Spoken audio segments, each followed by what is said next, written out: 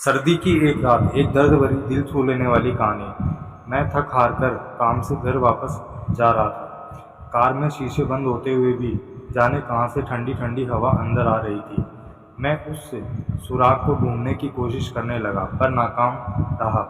कड़ाके की ठंड में आधे घंटे की ड्राइव के बाद मैं घर पहुंचा। रात के 12 बज चुके थे। मैं घर के बाहर कार से आवाज़ देने लगा। बहुत देर हॉर्न भी बजाया। शायद सब सो चुके थे। 10 मिनट बाद खुद ही उतरकर गेट खोला। सर्द रात के सन्नाटे में मेरे जूतों की आवाज़ साफ सुनाई जा सकती थी। कार अंदर कर जब दोबारा गेट बंद करने लगा, तभी मैंने देखा एक 8 से 10 साल का बच्चा अपने कुत्ते के साथ मेरे घर के सामने फुटपाथ पर सो रहा है। वह एक अधफटी चादर ओढ़े हुए था। उसको देखकर मैंने उसकी ठंड महसूस करने की कोशिश की तो एकदम सकपका गया।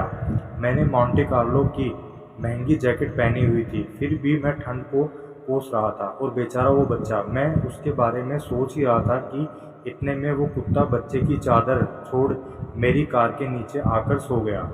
मेरी कार का इंजन गर्म था, शायद उसकी गर्माहट कुत्ते को सुकून दे रही थी। फिर मैंने कुत्ते की भगाने की बजाय उसे वहीं सोने दिया और बिना अधिक आहट किए पीछे का ताला खोलकर घर में घुस गया।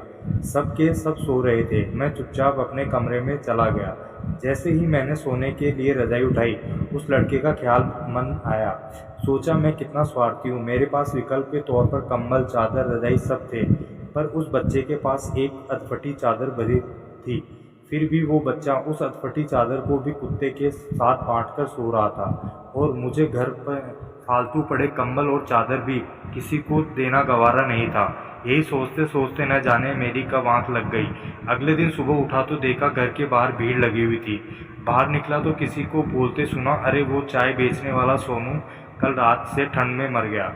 मेरी पलकें कांपी और एक आंसू की बूंद मेरी आंख से छलक गई।